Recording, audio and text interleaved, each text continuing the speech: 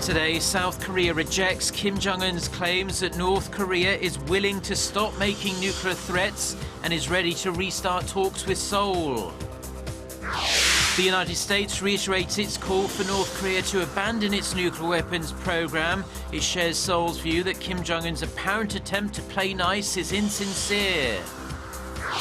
Plus, it's been a golden weekend for tourism in South Korea, with tens of thousands of tourists from China and Japan spending a few days in the country. Stay tuned for these stories and more.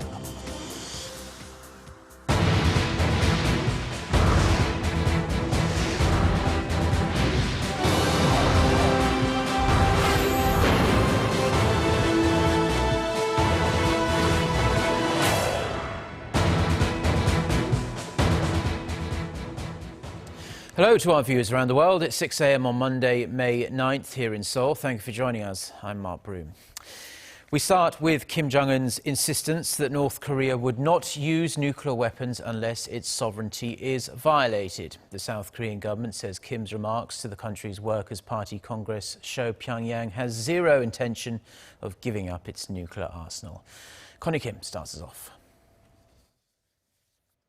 Kim Jong-un said North Korea, as a responsible nuclear weapons state, will not use nuclear weapons unless its sovereignty is threatened.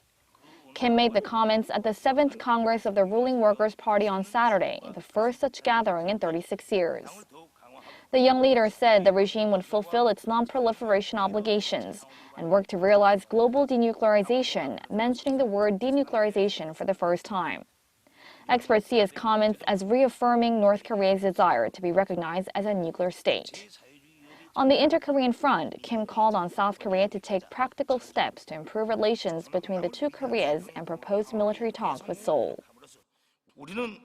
I acknowledge the need for talks and negotiations between the North and South Korean military authorities for peace and reunification on the peninsula. Regarding the economy, Kim announced a 5-year strategy for economic development from 2016 to 2020. He called the period since the last Workers' Party Congress an unprecedentedly grim struggle in North Korea's long history, and said energy shortages must be remedied and production in agriculture and light industry must increase to improve the livelihoods of the people. On Friday, the first day of the Once-in-a-Generation Convention, Kim hailed the success of the regime's nuclear and long-range missile tests earlier this year and said the Congress would be used to showcase the success of the North socialist system. In its review of the Congress, South Korea said Kim has failed to provide a blueprint for the regime's future, as he did not offer new developments on ideologies from his predecessors. A Unification Ministry official also characterized the North's proposal for dialogue as insincere and called on Pyongyang to show its willingness to denuclearize if it wants improvements in inter-Korean relations. The event went into its third day on Sunday and is expected to include discussions on the party's policies and elect Kim Jong-un to the party's top post. Connie Kim, Arirang News. The United States has once again demanded that North Korea completely abandon its nuclear ambitions. A spokesman for the U.S. State Department on Sunday urged Pyongyang to stick to its international obligations to denuclearize and stressed the UN Security Council's resolution clearly states that North Korea shall end its nuclear program in a complete, verifiable and irreversible manner. The remark comes in response to Kim Jong-un's announcement at the North's Workers' Party Congress that the regime will not use nuclear weapons unless its sovereignty is violated. Diplomatic sources say Washington shares the same stance as Seoul, considering Kim's announcement as a clear signal North Korea has no plans to give up its nuclear weapons program. The international media has been closely following North Korea's latest announcement, putting extra emphasis on Kim Jong-un's statement on denuclearization. The BBC said Kim's speech was long on rhetoric and short on detail, pointing out that it described the aims but not the means of achieving them. The Guardian newspaper quoted an expert who said the purpose of Kim's speech was to lay the groundwork for the US to withdraw from the Korean peninsula, at which point the North would be able to attack the South. The New York Times highlighted the regime's decision to refer to itself as a nuclear-powered state and its willingness to improve foreign relations. The Associated Press said North Korea's Byungjin policy is unlikely to succeed because of the heavy economic price it pays for its nuclear program in terms of international sanctions. Reuters said the North's economic plan focused on the energy sector but was short on detail. Now, in other news, South Korea's three main political parties are looking for a fresh start ahead of the opening of the 20th National Assembly. There's hope there can be less emphasis on competition and a greater focus on working together. Ji Myung-gil with the details. The country's three main political parties are seeking cooperation while bracing for clashes over major parliamentary posts as they set the stage for the incoming lawmakers who start work at the end of the month. Ruling Saenuri Party floor leader Jung Jin-seok on Sunday stressed the importance of stronger cooperation with the opposition, once again acknowledging the party's new position in parliament after it lost its majority in last month's general election. He also denied that his party was overly submissive to the presidential office, in response to calls from his counterparts to keep his party from deferring to the presidential office. Main opposition Minju Party of Korea floor leader Woo Sang-ho urged Chung to keep the parliament independent from the presidential office, while minor opposition People's Party floor leader Park Ji-won called on Chung to improve communications between the two bodies.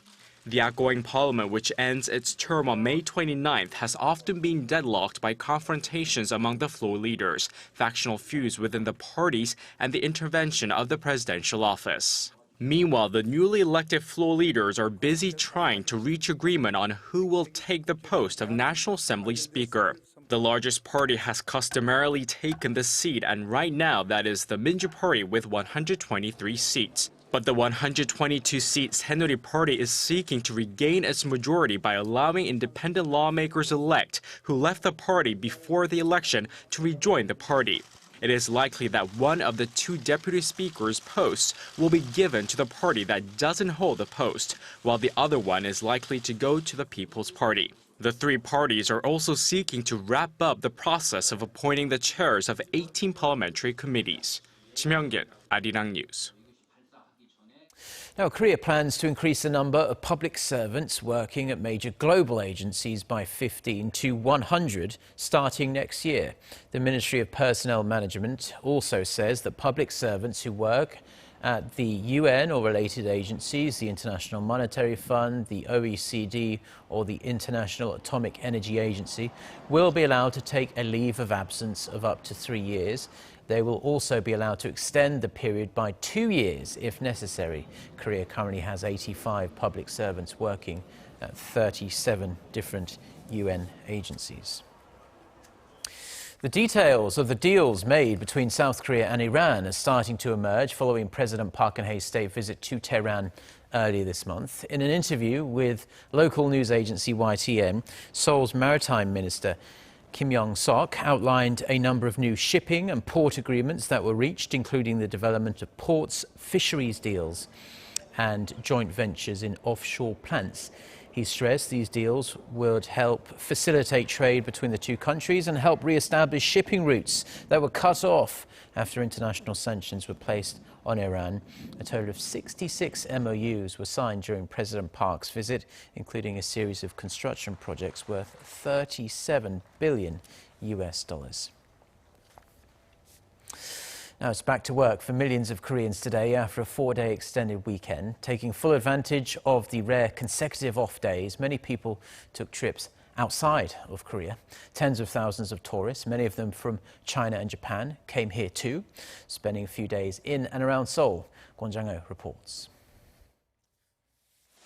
The recent holiday has been a golden week, not just for Korean vacationers, but for the Korean tourism industry as well. According to figures released by the Justice Ministry, there were over 140,000 foreign visitors that came to Korea between Thursday and Saturday, and that number is expected to reach 180,000 by the end of Sunday. The Korea Tourism Organization believes the total number of tourists for May is on course to be 5% higher than last year. Around half of those visitors have come from China, with the biggest single group coming from a Chinese healthcare firm, the Joymain International Development Group. On Thursday, over 4,000 of its employees came for a company-sponsored visit and were treated to a samgyetang tasting party where they had a chance to sample the traditional Korean chicken and ginseng soup. Another 4,000 employees from the same company are scheduled to arrive on Monday, and the Korea Tourism Organization says it expects the visit by the two groups will contribute $42 million to the Korean economy. That will bring to an end 2 weeks that saw a huge influx of Chinese tourists. China celebrated the Labor Day holiday on May the 1st, and the KTO said during the 3-day period from April 30th to May 2nd, there were almost 63,000 visitors from China, up almost 10% from the year before. China isn't the only country sending a growing number of visitors to Korea. Figures released on Sunday showed that the number of Japanese tourists saw a year-on-year increase for 2 months running in February and March this year. That comes on the end of a 41-month streak of decline going back to September 2012. A Korean government think tank says the resurgent yen and the government's recent promotion of Korean tourism in Japan were the main factors behind the rise. Kwon Jang-woo, Arirang News. Now, a huge wildfire in Western Canada is raging for a 7th day with no sign that it will abate. Officials in the province of Alberta have warned the nearly 100,000 people who fled from their homes they will not be returning soon. The blaze has doubled in size over the past 24 hours and now extends over an area 5 times larger than the Seoul metropolitan area. The fire is projected to be the most costly natural disaster in Canada's history, with insurance costs alone already amounting to billions of dollars. Hundreds of firefighters are battling the inferno with helicopters, air tankers and other equipment, but the emergency services say a sustained period of heavy rain is their best hope of stopping the blaze spreading even further. Now, researchers around the world are taking smart wearable devices to the next level. By combining IT and electronic skin technology, they're moving closer to turning the human hand into a smart device. Park Se-young has the details. Wearable devices like smartwatches can be convenient, but the displays are small and at times hard to navigate. As a solution, researchers around the world are working to make smart hands a reality. One Japanese research team has developed a way to turn electronic skin into a wearable display. The researchers created an LED display on the ultra-thin stretchy material that can mimic the pixels on a normal screen. The e-skin they created also overcomes one of the biggest problems with some of its predecessors, a short lifespan. In another study, researchers from the UK successfully created tactile sensations on the palm using ultrasound sent through the hand. Their innovation sends ultrasound waves to the palm from the other side of a hand, leaving the palm to display the screen. The new technological era will allow us to not only look at displays and listen to music through our bodies, but to see the thoughts in our brains. These findings bring the world closer to the next generation of wearable smart devices that see the hand as the ideal platform for electronic displays. Park Se-young, Arirang News. A new study by a team of researchers in Korea has found that roses could be used to brighten our skin, something many of us could do with on a Monday morning. For more on the cosmetic potential of these flowers, Kim Jong-un reports. A research team from the Korea Food Research Institute says it's the fragrant component in roses that can be effective in lightening dark skin. According to the team, guaranic acid in roses can suppress the development of melanin-making cells. Melanin is a natural substance which occurs in the human body to create the pigment in our skin, hair, and the iris of our eyes. It protects our skin cells from ultraviolet rays and also causes freckles and dark spots on our skin. The team mixed guaranic acid with melanin and found that the rate of melanin production reduced by 33.9% after 3 days. The acid successfully suppressed the activity of tyrosinase, which plays a crucial role in melanin production. I think that we could expect positive industrial effects if we link the new findings on skin brightening to self-treatments such as aromatherapy. The research team said that given the low toxicity, fragrance, and its effectiveness in controlling melanin production, roses can be used as an excellent skin brightening agent. The latest results have been published in the International Journal of Cosmetic Science. Kim Mo-gyun, Arirang News.